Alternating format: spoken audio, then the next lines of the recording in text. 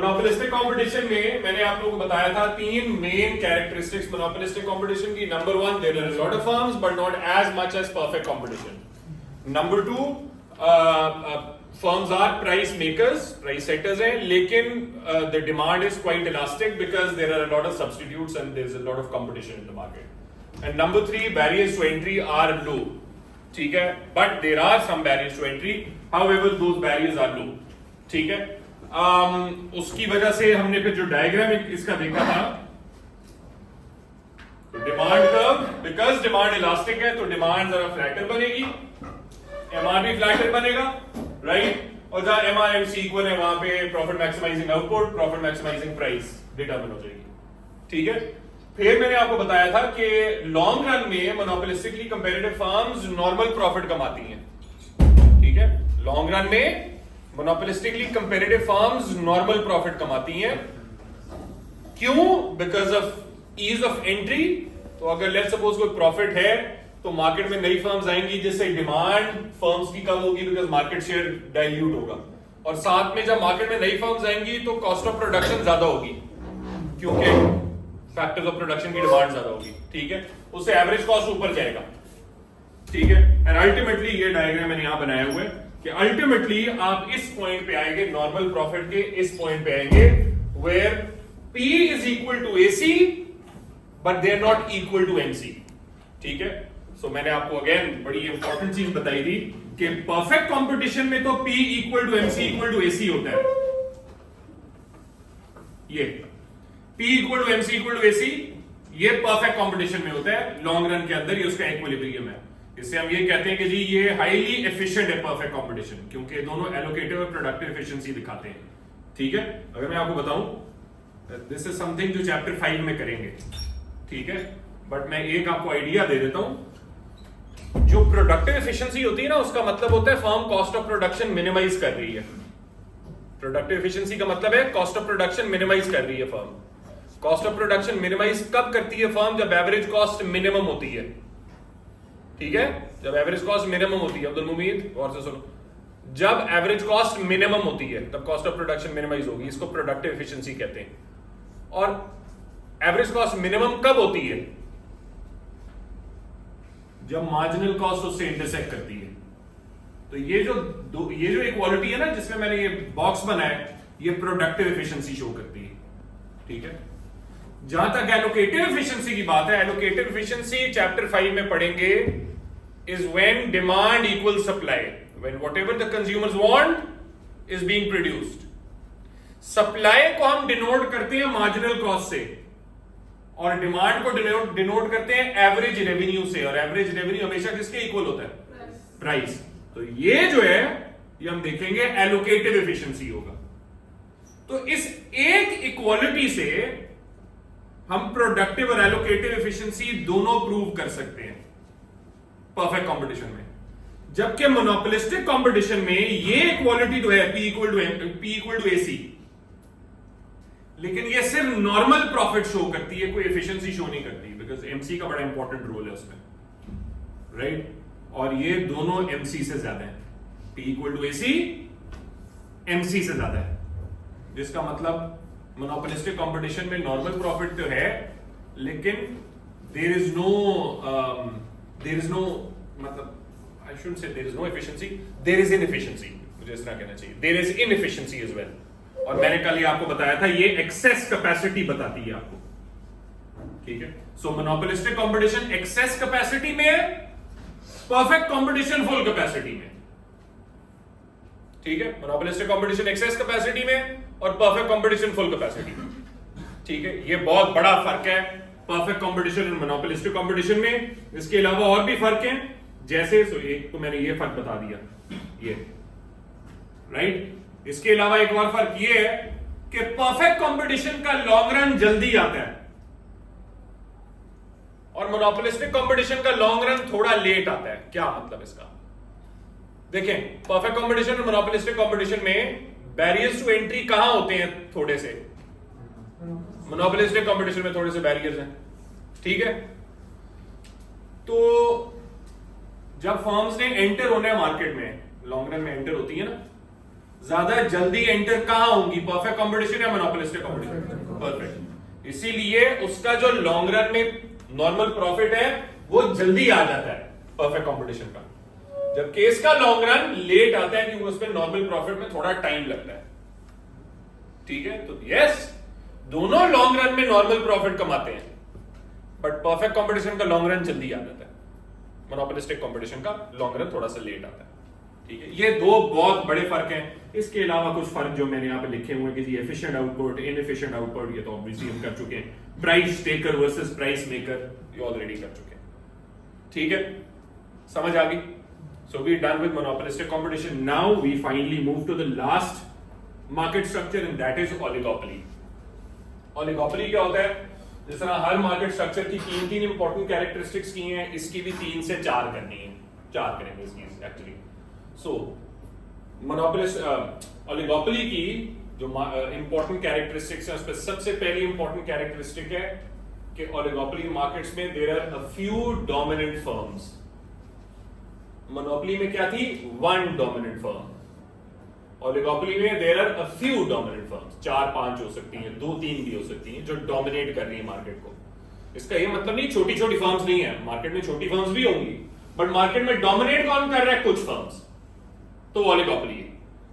ठीक है, उसी की फॉर एग्जांपल मैं आपको बताता हूं। सॉफ्ट ड्रिंक मार्केट में पेप्सी एंड कोक, क्योंकि वो डोमिनेट करते हैं मार्केट को, इसीलिए हम ये कहते हैं soft drink market is an oligopoly market.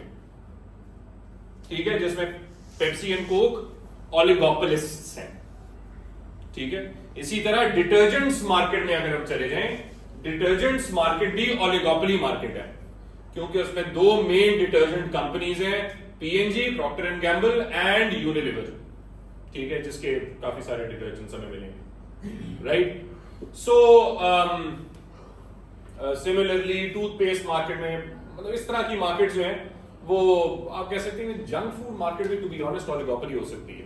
McDonald's, KFC, Pakistan में अगर देखा जाए मैकडॉनल्ड्स एंड केएफसी है जो डोमिनेट कर रहे हैं मार्केट को, फास्ट फूड मार्केट को, राइट? तो वो भी ओलिगोपोली। नेस्ले किसकी मोनोपोली ओलिगोपोली है? काफी सारी चीजें ना उसके अंदर। अगर डेयरी प्रोडक्ट्स में भी देखा जाए ओलिगोपोली ही है वो एक्चुअली, क्योंकि अगर पाकिस्तान में देखा जाए तो there are many other firms जो डेयरी प्रोडक्ट्स, मेनी नहीं, अ फ्यू अदर फर्म्स जो काफी वो भी पावरफुल है। तो इसीलिए नेस्ले भी अगर आप कह सकते हैं तो it might be an oligopolist in the dairy market.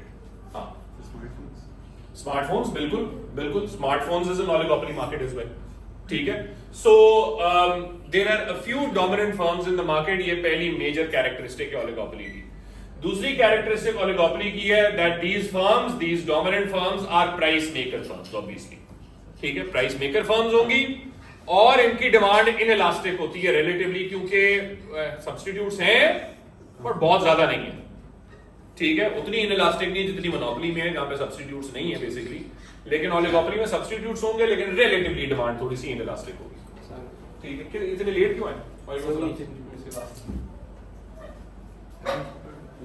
बाहर अभी मैंने तुझे बाहर मिला हूं, तुम पार्टी कर रहा था बाहर, है? वो तो क्लास का भी आपका वेट कर रहा। हाँ, तो फिर वेट करते करते मैं मिस के पास चला गया। अच्छा, बाय द वे हमजा, तुमने वो काम किए, तुमने उसका लिंक भेजा है। आई हैव डिसाइडेड कि उसको हम प्राइवेट की बजाय पब्लिक कर रहे हैं। पब्लिक? ठीक है, तो पब्लिक ही रखो उसको। तो तुमने वैसे तो मुझे वो ईमेल भेजा था ना, तो वो बहुत लंबा काम है, और दूसरा मैं तुम लोगों के अलावा और भी स्टूडेंट्स को भेजना चाहता हूँ जो A2 के स्टूडेंट्स हैं मेरे। सो वो जो यूट्यूब लिंक है ना, उसको पब्लिक करके उसका लिंक मुझे दोबारा भेजो, मैं इनको ग्रुप में भी भेज दूंगा, बाकियों को भेज दूंगा इंशाल्लाह। ठीक है, सो the second major characteristic is oligopoly is a price maker market, in the sense के firms जो dominant firms हैं, they are price makers, they set their own prices, right? क्योंकि उनके पास power है to do so, right? तीसरी characteristic again barriers to entry की बात करें तो there are high barriers to entry, not as high as in monopoly, but there are high barriers to entry. Dominant firms छोटी firms को market में इतनी आसानी से आने नहीं देती, ठीक है? So there are high barriers to entry. अब आते हैं चौथी कैरेक्टरिस्टिक पे। A unique feature of oligopoly is what is known as interdependence. Oligopoly की एक खासियत ये है कि उसमें इंटरडिपेंडेंस एज ए कैरेक्टरिस्टिक पाई जाती है। ठीक है, क्या मतलब इंटरडिपेंडेंस का? इंटरडिपेंडेंस का मतलब है एक फर्म की डिसीजन डायरेक्टली दूसरी फर्म की डिसीजन मेकिंग एबिलिटी को अफेक्ट करेगी। तो अगर पेप्सी की बात करें, पेप्सी अगर प्राइस रमजान में कम करती है, वो डायरेक्टली अफेक्ट करेगा प्राइसिंग स्ट्रेटजी और प्राइसिंग डिसीजन को कोक की when it comes to the month of Ramzan. ठीक है, अगर फॉर एग्जांपल अपने क्रिस्पी चिकन की मैकडॉनल्ड्स प्राइस कम करती है इन अ सर्टेन मंथ या इन अ सर्टेन टाइम, तो केएफसी को भी उसी हिसाब से देखना पड़ेगा कि वो अपनी प्राइसिंग को क्या करे। इस लिंक को कहते हैं इंटरडिपेंडेंस। और ओलिगोपोली की खासियत है, इससे पहले आप ये कहें सर वो तो मोनोपोलिस्टिक कंपटीशन, परफेक्ट कंपटीशन में इंटरडिपेंडेंस नहीं हो सकती, क्योंकि परफेक्ट कंपटीशन प्राइस टेकर है। ठीक है, लेकिन बच्चे कह सकते हैं सर मोनोपोलिस्टिक कंपटीशन में तो इंटरडिपेंडेंस हो सकती है। नहीं, डायरेक्टली ये एज ए कैरेक्टरिस्टिक नहीं होती। जितनी बड़ी कैरेक्टरिस्टिक, जैसे मैंने रेस्टोरेंट मार्केट की एग्जांपल दी थी, लाहौर में रेस्टोरेंट मार्केट मोनोपोलिस्टिक कंपटीशन है, और इतनी ज्यादा फर्म्स है, ये नहीं होता कि एक फर्म अपनी प्राइस को अपनी बीफ स्टेक की कम करे तो दूसरी फर्म भी यही करेगी। नहीं, इतनी इंटरडिपेंडेंस नहीं होती, राइट। लेकिन ओलिगोपोली में ये एक कैरेक्टरिस्टिक है, एक एट्रीब्यूट है। और क्योंकि ओलिगोपोली की ये एट्रीब्यूट है, ये बहुत इंपॉर्टेंट है, गौर से सुनो, क्योंकि ओलिगोपोली की ये एट्रीब्यूट है कि ये इंटरडिपेंडेंस होती है इनकी डोमिनेंट फर्म्स के बीच में, that leads to two scenarios. या तो because of this interdependence firms will decide to compete with each other, यार एक फर्म के दूसरी फर्म में डायरेक्ट इंपैक्ट हो रहा है तो चलो कंपीट करते हैं, कंपटीशन करेंगे। ठीक है, either firms will decide to compete with each other, जिसकी थ्योरी आज हम पढ़ेंगे, इसको कहते हैं किंग डिमांड कर्व मॉडल।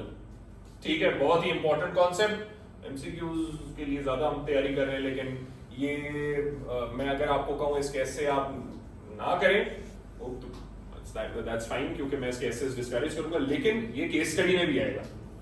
ठीक है, आया हुआ है 1 या 2 साल पहले 2024 के किसी पेपर में या 2023 के किसी पेपर में 8 मार्क्स का क्वेश्चन इसके ऊपर आया हुआ है, ओलिगोपोली के ऊपर।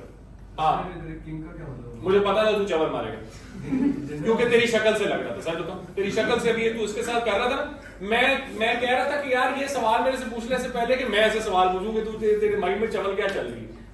आप कह रहे हैं सवाल आ सकता है, हाँ तो उसके लिए क्वेश्चन है। हाँ, तुझे तूने ऑब्वियसली उसी के लिए पूछना था, क्योंकि तुझे तो इकोनॉमिक्स से ज्यादा अजीज कोई चीज ही नहीं है कोई, जो तू समझ रहा है ना उसको ही मतलब है तेरा। ठीक है, सर मुझे तो नहीं पता किंग क्या होता है?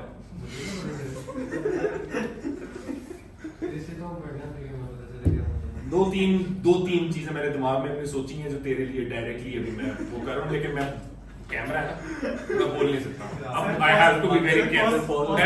नहीं यार, कोई नहीं। किंग का क्या मतलब होता है? चलो इन ऑल सीरियसनेस जो इकोनॉमिक्स में किंग का मतलब है वो ये आपके सामने। डिमांड कर्व वैसे तो सीधी होती ना, मैं इस पे आ रहा हूं।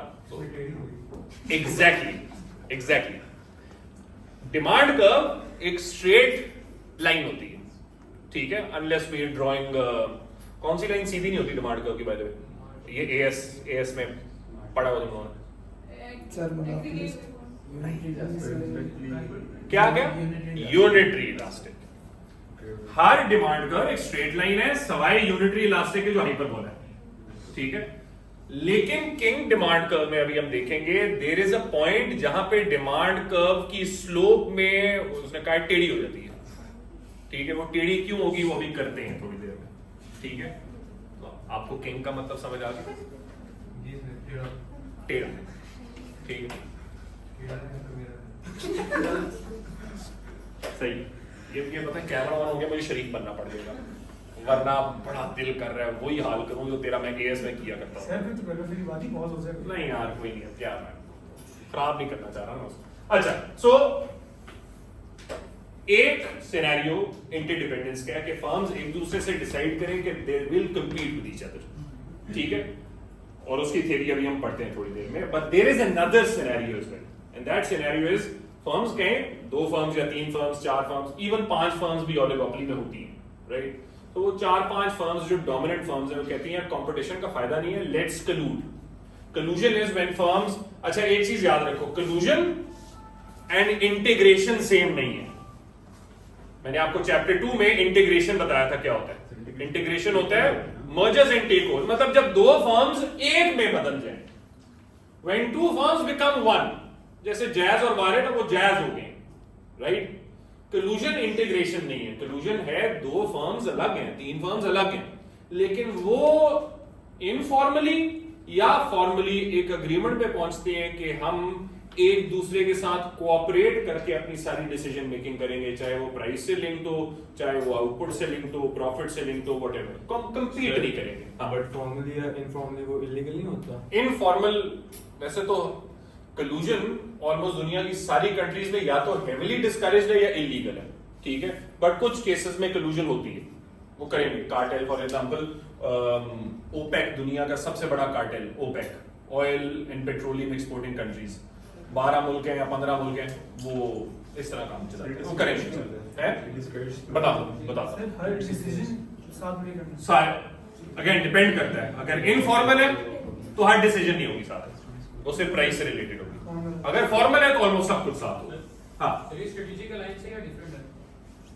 क्या मतलब? ये जो कलूजन है, is it a strategic alliance या डिफरेंट है? I mean, it is an alliance,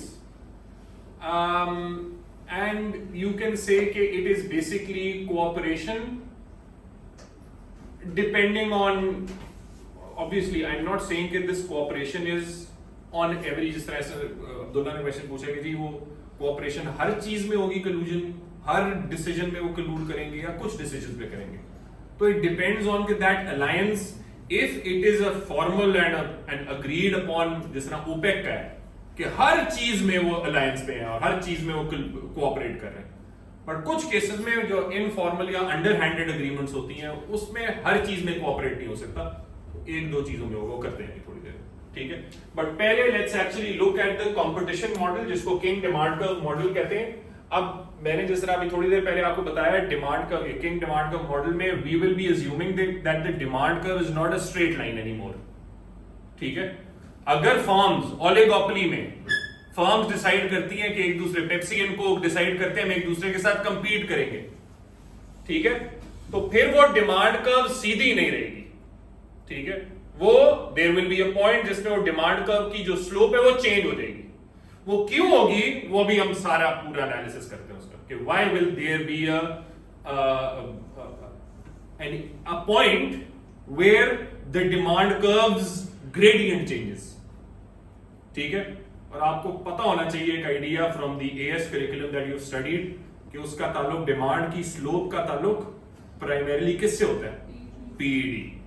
तो यहां पीईडी का कॉन्सेप्ट पढ़ेंगे। अब आपको पता है अगेन दो चीजें मेन, दो कॉन्सेप्ट्स हैं, इलास्टिक डिमांड और इनइलास्टिक डिमांड। तो अभी हम देखते हैं इलास्टिक डिमांड कब होगी, इनइलास्टिक डिमांड कब होगी, लेकिन उससे पहले अच्छा चलो बताओ। सर ये डिमांड के जो इसकी बात कर रहे हैं, ये मार्केट का है या फर्म का है? फर्म, हर फर्म की। अच्छा सवाल पूछा और इसको मैं जरा सबके लिए जो है ये I want to clarify this. Market का जो डायग्राम बनता है ना, मार्केट के डायग्राम में अनलेस स्टेटेड कि ये पूरी मार्केट की एमसी है या ये पूरी मार्केट की एवरेज कॉस्ट है, जिस तरह मैंने, अच्छा अभी तुम लोगों के साथ मैंने किया नहीं है, ये करूंगा अभी, कार्टेल जब करूंगा ना तुम लोगों के साथ ये, तो कार्टेल में मैं एक डायग्राम बनाऊंगा जो इंडस्ट्री या मार्केट का होगा पूरा। ये रेयर केस है। जब भी डायग्राम बनता है जिसमें कॉस्ट इन्वॉल्व है या एमआर इन्वॉल्व है, वो फर्म का ही होगा, वो मार्केट का नहीं, क्योंकि मार्केट में जो डिटर्मिनेशंस होती हैं वो डिमांड एंड सप्लाई से होती है प्राइमरीली, वो कॉस्ट वगैरह से नहीं होती, अनलेस ये केस है, मैं अभी थोड़ी देर में करूंगा। अच्छा सवाल है, ये क्लैरिफाई कर लें अपने माइंड में। जब भी इस तरह का कोई डायग्राम हो आपके सामने और आप देख रहे हो उसमें एमसी और एमआर बने हुए हैं, तो वो बेसिकली फर्म का ही होगा।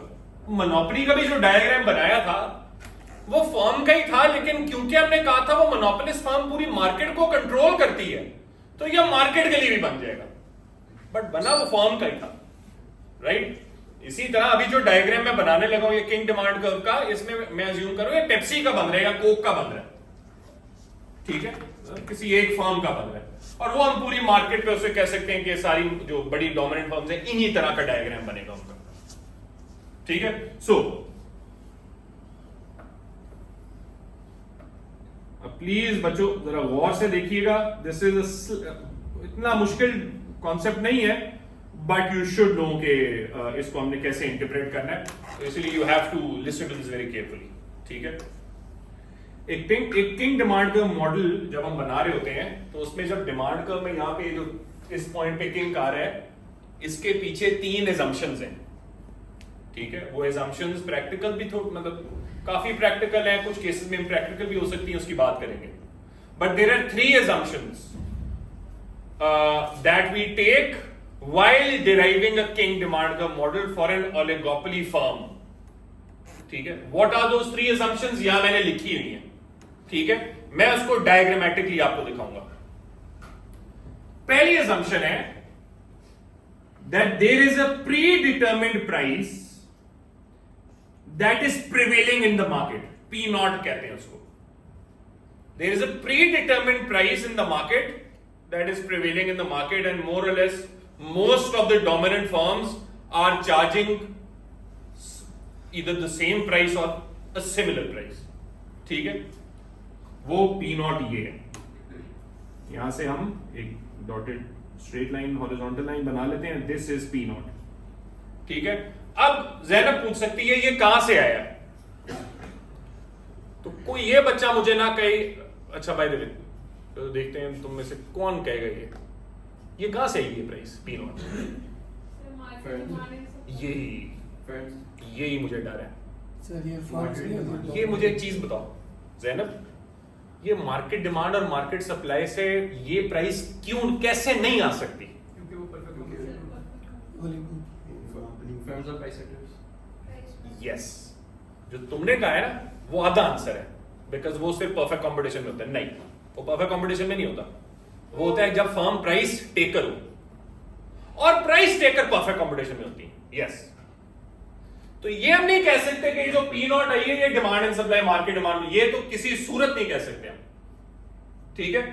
फिर कहां से आई है, यहां पे वन ऑफ द, मैंने इस मॉडल की लिमिटेशंस लिखी है नीचे, ये आपकी बुकिश लिमिटेशंस है। One of the limitations of this model is we do not actually know कि ये P naught predetermined price कहां से आई है।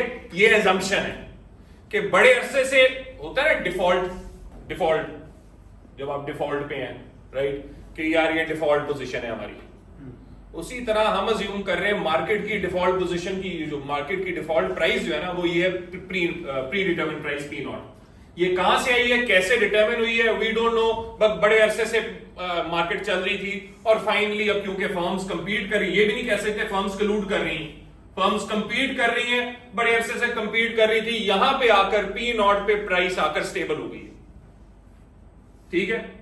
सो पहली असम्पशन जिसमें मैंने कहा था ना रियलिस्टिक भी है, थोड़ी अनरियलिस्टिक भी है ये, तो थोड़ी सी अनरियलिस्टिक असम्पशन ये है पहली वाली कि हम एक pre determined price P naught पे हैं, सारी फर्म्स मोर और लेस इस प्राइस पे हैं, ठीक है। Sir at the end of the day determine तो मार्केट से ही हुई है, मार्केट से कैसे डिटरमिन हुई है, not through demand and supply, ठीक है, थ्रू, क्योंकि हम बात कर रहे हैं ना प्री ये P naught की, तो हम बात करेंगे ऑब्वियसली फर्म्स की प्रॉफिट मैक्सिमाइजेशन की भी, firms will obviously determine their profit maximising prices, ठीक है।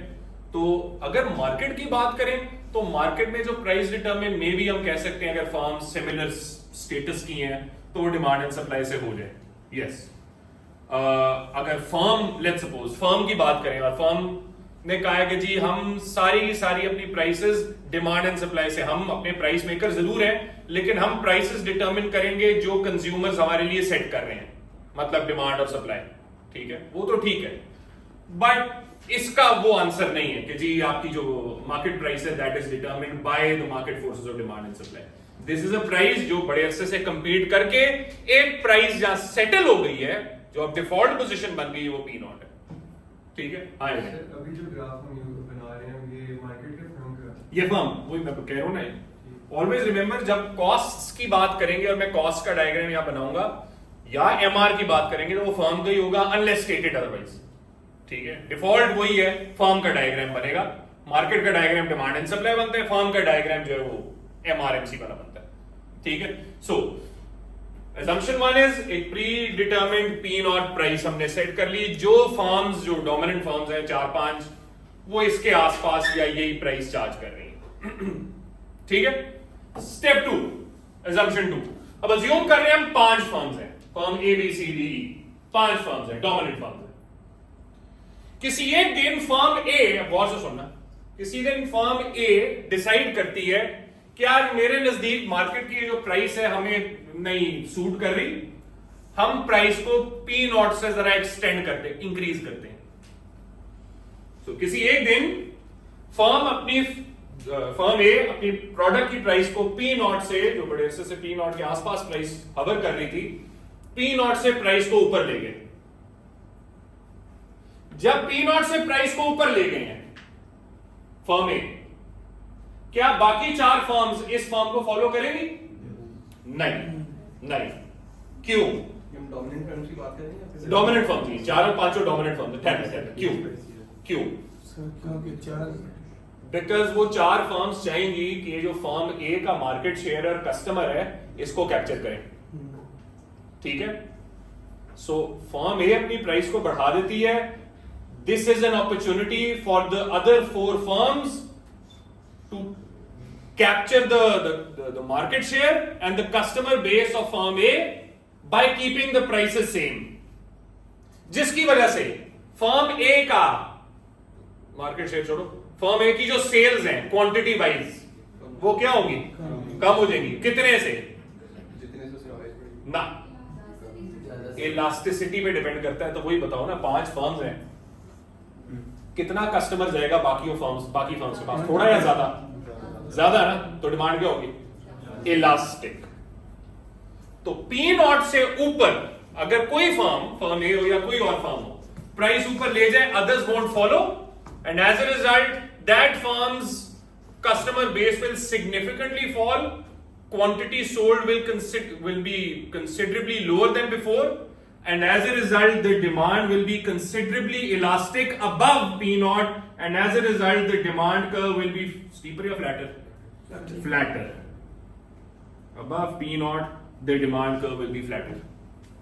ठीक है, बिकॉज हम अज्यूम करें बाकी फर्म्स फॉलो नहीं करेंगी, थोड़ी सी उसने प्राइस बढ़ा दी, एकदम से उसका कस्टमर जो है दूसरी फर्म्स के पास चला जाएगा, इसकी सेल्स बहुत गिर जाएंगी। बहुत सेल्स गिरने का मतलब है डिमांड इलास्टिक है। हाँ सर, अगर मार्केट शेयर कैप्चर करने के लिए लड़ रही है फर्म्स, तो वो पहले ही अपनी प्राइस डिक्रीज पूरी करेंगे। अभी आते हैं स्टेप 3, साथ में बात कर दी। स्टेप 3, अब फर्म कहती है, फर्म बी कहती है, फर्म ए का तो हमने सिनेरियो देख लिया कि प्राइस बढ़ानी नहीं है, चलो जो साथ ने कहा है वो करते हैं कि प्राइस गिरा कर देखते हैं, थोड़ा सा मार्केट शेयर हमारा ज्यादा हो जाए। ठीक है, तो फर्म बी कहती है हम प्राइस गिरा देते हैं। ठीक है, will reduce our price market share capture करने के लिए।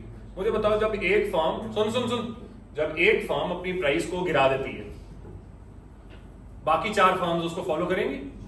जी बिल्कुल करेंगी, क्योंकि अब अगर उन्होंने फॉलो ना किया, उनको इस फर्म बी को फॉलो ना किया, तो बाकी 4 फर्म्स का कस्टमर ज्यादातर या काफी ज्यादा फर्म बी के पास आ जाएगा, तो उनकी सेल्स काफी गिर जाएंगी। तो इससे डर के other firms also reduce there price below P not. कितनी करती हैं वो डिपेंड करता है कि फर्म बी ने कितनी की है, बट 5 फर्म्स एसेंशियली अपनी प्राइस को गिरा देती हैं पी नॉट से नीचे। जब 5 फर्म्स प्राइस गिराती हैं, सेल्स बढ़ेंगी, ऑब्वियसली बढ़ेंगी, क्वांटिटी सोल्ड बढ़ेगी, बट कितने से बढ़ेगी? बिल्कुल थोड़े से, क्योंकि सबने गिरा दी ना प्राइस, तो किसी का कस्टमर दूसरे के पास नहीं जा रहा। मे भी थोड़ा नया कस्टमर आ जाए मार्केट में, या मे भी पुराना कस्टमर ज्यादा चीजें खरीदना शुरू कर दे, बट कोई बहुत सब्सटेंशियल चेंज नहीं आएगा, बहुत सब्सटेंशियल इंक्रीज नहीं आएगा क्वांटिटी डिमांडेड में, क्योंकि 5 फर्म्स ने प्राइस गिरा दी है। तो इट्स नॉट पॉसिबल कि एक फर्म का कस्टमर दूसरी फर्म के पास चला जाएगा। तो जब ज्यादा से क्वांटिटी डिमांडेड इंक्रीज नहीं हुई, थोड़े से हुई है, तो डिमांड इलास्टिक है, इनइलास्टिक है, और वो फ्लैटर बनता है, स्टीपर बनता है। तो इसीलिए पी नॉट से नीचे जब डिमांड कर्व बनाएंगे, इसको हम करेंगे स्टीपर। एक मिनट ठहरे, this will be steeper demand curve, इसको हमने लेबल कर दिया D इक्वल टू AR। ठीक है, ये आपका डिमांड, इसको किंग डिमांड कर्व मॉडल कहते हैं। By the way, model complete नहीं, उसके इसको किंग डिमांड कर्व कहते हैं। मॉडल अभी कंप्लीट हो रहा है अभी, बिकॉज 2 बड़े इंपॉर्टेंट कर्व्स अभी नहीं बनाए हमने, उनके बगैर तो बन ही नहीं सकता काम। ठीक है, फर्म का तो डायग्राम बन ही नहीं सकता MR और MC के बगैर, लेकिन डिमांड कर्व हमने बना दी है। और अब इस मार्जिनल कॉस्ट की अच्छी चीज ये है, वो हमेशा वैसे ही बनेगी। मार्जिनल कॉस्ट जो भी हो जाए वो टिक शेप कर्व बनती है। अभी जो ये जो डिमांड कर्व में किंक आया है, इसकी वजह से एमआर में एक अजीब सा फिनोमेना बनेगा, वो भी हम करते हैं, ठीक है। उससे पहले मैं आपको जरा रिमाइंड करवा दूं, आई थिंक मैंने आपको A2 में भी ये बताया, सो दोबारा रिमाइंड कराता हूं आपको, एंड दैट इज, मैंने आपको बताया हुआ है कि जो एमआर होता है ना, उसकी स्लोप निकलती है डिमांड कर्व की पीईडी से। कैसे? अगर आपको याद हो, मैंने आपको बताया था, एक लिनियर डिमांड कर्व अगर हम बनाएं, स्ट्रेट लाइन ऊपर से नीचे, तो जो अपर हाफ है डिमांड कर्व का वो क्या होता है? इलास्टिक पीईडी होती है, क्योंकि प्राइस ज्यादा है। तो प्राइस ज्यादा होती है, डिमांड इलास्टिक होती है। तो प्राइस ज्यादा है इसलिए डिमांड इलास्टिक है। और लोअर हाफ डिमांड कर्व का क्या होता है? इन इलास्टिक, क्योंकि लोअर हाफ ऑब्वियसली उसमें प्राइस कम होती है तो डिमांड इन इलास्टिक हो जाएगी, ठीक है। बिकॉज अगेन तुम ये कह सकते हो सर इसका प्राइस से क्या ताल्लुक है, ये भी पूछ सकते हो। तो फिर मैं आपको कहूंगा कि रिमेंबर और remind yourselves about the 4 determinants of PED: nature of the product, time period, number of substitutes and proportion of income spent on the product. Higher the price, greater is the proportion of income spent on the product, the more elastic the demand is. Lower the price, lesser the proportion of income spent on the product, so PED will be lower. ठीक है? So इसीलिए ऊपर वाला हिस्सा demand का elastic होता है, नीचे वाला PED उसकी इनइलास्टिक होती है। इसी से हमारा MR कर्व बनता है, क्योंकि जब डिमांड इलास्टिक होती है तो मैंने तुम्हें बताया हुआ है MR पॉजिटिव होता है। ये अगर मैं डिमांड को वैसे बनाऊं तो एमआर ऐसे बनाऊंगा मिड पॉइंट तक, मिड पॉइंट पे पीडी यूनिटरी है, मिड पॉइंट तक जब डिमांड इलास्टिक है तो एमआर होगी पॉजिटिव। फॉल तो कर रहे हैं एमआर ऑब्वियसली, लेकिन एमआर पॉजिटिव है थ्रू आउट, ठीक है। जब तक डिमांड मिड पॉइंट पे नहीं पहुंच जाता एमआर पॉजिटिव है। जैसे ही डिमांड मिड पॉइंट पे पहुंचा है, डिमांड यूनिटरी इलास्टिक हो गई है, एमआर हो जाएगा 0। और जैसे ही डिमांड इन इलास्टिक हो गई है तो एमआर क्या हो गया? नेगेटिव।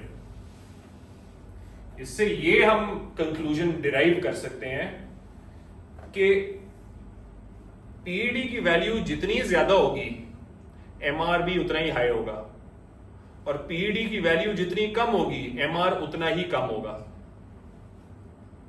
सही? पीईडी जितना ज्यादा एमआर उतना ज्यादा, पीईडी जितनी कम एमआर उतनी कम। इसको याद रखें। और अब जो मैं एमआर बनाने लगा हूं, इस पे जरा गौर से देखें। जब डिमांड फ्लैटर है, इलास्टिक है, हमजा है और कौन है? तुम्हारी होगी थी, हाँ, इब्राहिम पूरा नाम क्या है? नहीं, इब्राहिम हामिद, इब्राहिम मसूद की हो गई है। खलील, सर जमाल भी आया, जमाल काशिफ और खलील, बाकी हो गए।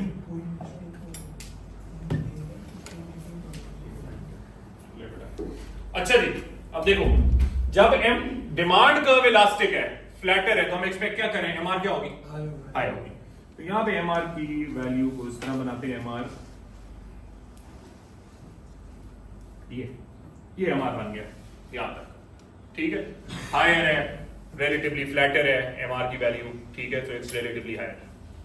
जब डिमांड इनइलास्टिक या रिलेटिवली इनइलास्टिक हो गया, यहां पे डिमांड रिलेटिवली इनइलास्टिक हो गया, ठीक है, तो अब क्या एक्सपेक्ट करें? एमआर की वैल्यू क्या हो जाएगी? नहीं, 0 नहीं, हायर, नेगेटिव अभी ना कहो, चलो ये अच्छी इसने बात की। अगर मैं अज्यूम करूं यहां डिमांड कर्व हो ही इनइलास्टिक गई है, मतलब पहले वैल्यू थी +3, प्लस कैसे हो सकती? -3, पीडी की वैल्यू थी -3, लेकिन फिर वो हो गई है -0.5, तो फिर मैं एमआर को नेगेटिव से शुरू करूंगा। यू राइट, बिल्कुल। बट मैं यहां कह रहा हूं कि यार यहां तक पीडी थी, पीडी की वैल्यू थी -3, और फिर यहां पे हो गई है -1.2, चलो तो अभी पॉजिटिव मैं अज्यूम कर रहा हूं, ठीक है, just to keep things simple. Negative भी कर सकते हैं, लेकिन अभी मैं अज्यूम करूंगा एमआर पॉजिटिव ही है। लेकिन खुद देखो, अब look at that diagram and look at that area जहां पे पीडी की स्लोप चेंज हो, डिमांड की स्लोप चेंज हो रही है। इस पॉइंट पे मुझे एक चीज बताओ, इलास्टिक डिमांड का या पीडी जो हाई वाली एरिया है, उस हाई पीडी के एरिया का लास्ट पॉइंट क्या है, ये जो मैंने यहां पे पॉइंट बनाया वो, और पीडी की लो या इन इलास्टिक वैल्यू का फर्स्ट पॉइंट क्या है, यही। इसका मतलब इस एक पॉइंट पे पीडी की वैल्यू ड्रास्टिकली चेंज हो रही है, एक पॉइंट पे, ठीक है। इस एक पॉइंट पे मैं अज्यूम करूं डिमांड इलास्टिक भी है, इन इलास्टिक भी हो गई है। इसका मतलब इस एक पॉइंट पे अज्यूम करूं कि जो एमआर की वैल्यू है वो हाई भी है, लो भी है। इसीलिए जो एमआर का कर्व बनता है वो ऐसे बनता है, ये एक गैप आता है, ये कोइंसिडेंस नहीं है, ये मैंने गलत ड्रॉ नहीं किया। There is a gap, a genuine gap that will be there for MR curves showing कि वो जो डिमांड कर्व में की स्लोप में चेंज आया और पीडी में चेंज आया एकदम से, एक ही प्राइस पे, एक ही क्वांटिटी पे डिमांड इलास्टिक भी थी, बिन इलास्टिक भी हो गई है। तो अगर मैं अज्यूम करूं अब्दुल्ला, अगर मैं अज्यूम करूं डिमांड इस पॉइंट पे, इस प्राइस पे इलास्टिक थी, तो मैं अज्यूम करूंगा एमआर की वैल्यू ये होगी। और अगर मैं अज्यूम करूं कि जो विच इज वेरी पॉसिबल कि यहां पे डिमांड इन इलास्टिक भी हो गई है, तो एमआर की वैल्यू ये हो जाएगी। ये गैप क्यों छोड़ा मैंने, क्योंकि हमें नहीं पता एमआर की वैल्यू इस पॉइंट पे क्या है, रेंज है, इस रेंज और इस रेंज के बीच कुछ भी हो सकती है। That gap is showing a range of MR कि any value between this and this is possible for MR depending on PD की वैल्यू क्या ले रहे हैं, ठीक है। सो और ये बाय द वे, जितना बड़ा इस पॉइंट पे किंक होगा डिमांड कर्व पे, उतना ही एमआर में गैप होगा। रिमेंबर, अगर लेट्स सपोज मैं इस तरह का डायग्राम बनाता, डिमांड कर्व बनाई और एक छोटा सा यहां पे छोटा सा किंक आया, तो यहां पे फिर एमआर में भी जो गैप है वो कम ही होगा, ठीक है, बिकॉज पीडी में चेंज थोड़ा है, तो एमआर में भी गैप छोटा होगा। लेकिन अगर डिमांड कर्व मैं इस तरह बनाऊं कि बिल्कुल फ्लैटर है पहले और एकदम से बिल्कुल स्टीप हो गई एकदम से, तो अब मैं एमआर इस तरह बनाऊंगा कि अच्छा यार यहां तक तो फ्लैटर था और फिर क्योंकि डिमांड एकदम से इलास्टिक होगी तो नेगेटिव से शुरू हो गई है, ये गैप है इतना, ठीक है। सो ये जो एमआर में गैप है, दिस शोज कि पीडी में चेंज कितना है और कितना डिमांड में क्या। एक दफा मुझे तो आखिरी चीज बताने दो, फिर मैं क्वेश्चंस लेता हूं। लेकिन अगेन अब ये कर्व रह गया, कौन सा, मार्जिनल कॉस्ट। अब मैं मार्जिनल कॉस्ट बना रहा हूं,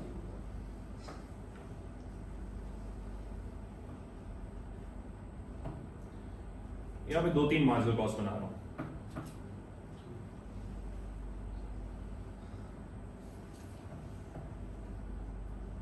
यहां से शुरू किया, बीच में 1-2 कर्व्स बना दिए,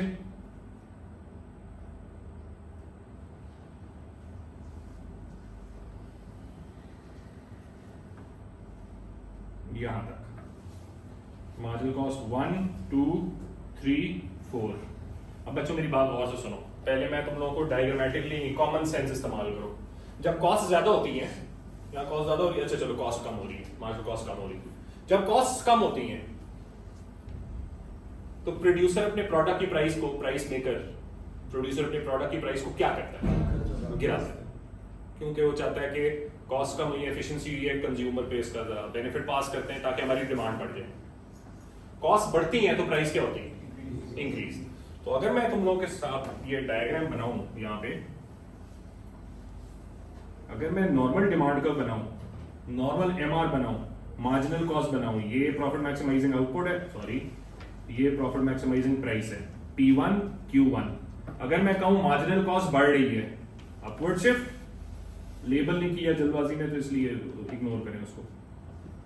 Q2 ये हो गया, प्राइस ये हो गया, मार्जिनल कॉस्ट बढ़ी ना तो प्राइस बढ़ गई, क्वांटिटी गिर गई।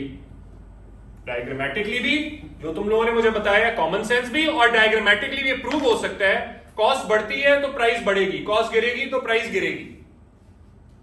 लेकिन यहां पे मैंने 4 मार्जिनल कॉस्ट बनाई है, चारों मार्जिनल कॉस्ट में जो प्राइस है वो ये P0 है।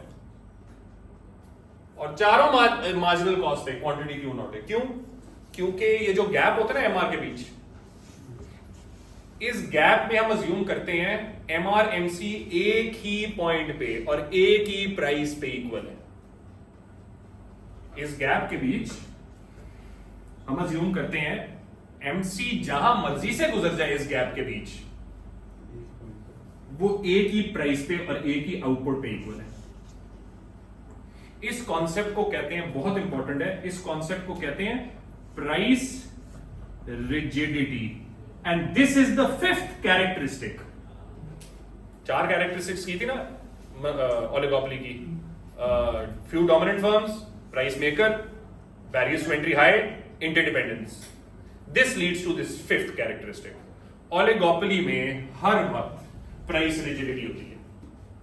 अच्छा, तुम कहोगे सर ये तो हमने कंपटीशन केस पढ़ा है, कंक्लूजन में भी देखेंगे प्राइस रिजिडिटी होती है। प्राइस रिजिडिटी का क्या मतलब है? रिजिड हो ना, ये रिजिड है, ये मूव नहीं कर पाता अपनी उससे, जो इसकी फॉर्मेशन है उसके स्ट्रक्चर से मूव नहीं करता, ठीक है? तो ये दीवार रिजिड है, ये मूव नहीं कर सकती, राइट? उसी तरह ये जो प्राइस मैंने ऊपर बनाई है पी नॉट, ये जो डिफॉल्ट प्राइस थी, ये डिफॉल्ट प्राइस बेसिकली अब हमने एक्चुअली एक सॉर्ट ऑफ डिलेड एक्सप्लेनेशन दे दी है, थोड़ी सी, वो भी अभी 100% नहीं, लेकिन एक डिलेड एक्सप्लेनेशन दे दी है कि ये pre determined price P not बड़े अरसे से ये डिफॉल्ट पोजीशन क्यों रखी थी? बिकॉज मार्केट किस पे या फर्म्स किस में है? प्राइस रिजिडिटी के अंदर। प्राइस उनकी चेंज नहीं होती। और क्यों? ये चेन याद रखें, यहां मैंने लिखी हुई है, ये this chain is very important. वो चेन क्या है? जितना बड़ा पीडी में चेंज है उतना बड़ा नहीं, पहले किंक है इन डिमांड, और जितना बड़ा डिमांड में किंक है उतना बड़ा गैप है या डिसकंटिन्यूअस पॉइंट है इन एमआर, और जितना बड़ा गैप है एमआर में उतनी ज्यादा प्राइस रिजिडिटी है in a competitive oligopoly market. ठीक है? Is this clear?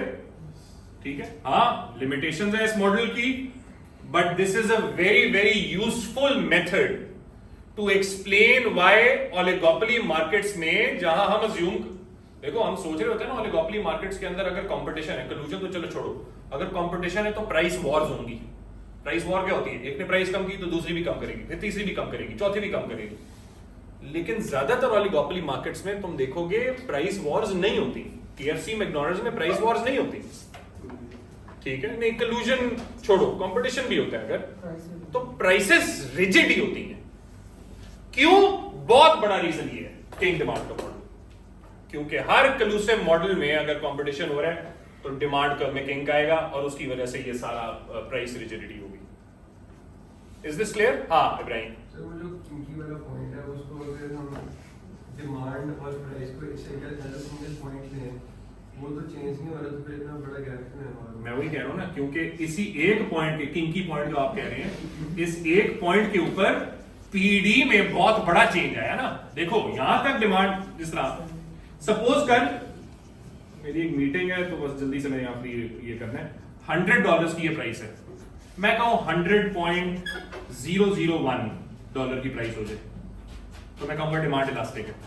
100.001 को अगर तुम वो करो, क्या कहते हैं इसको, राउंड ऑफ करो तो 100 ही होती है, तो डिमांड इलास्टिक है। अब मैं कहूं अगर प्राइस 99.99 है, ठीक है, अब डिमांड क्या हो जाएगी? इन इलास्टिक रिलेटिवली, क्योंकि वो थोड़ा सा यहां पे चला जाएगा, राइट?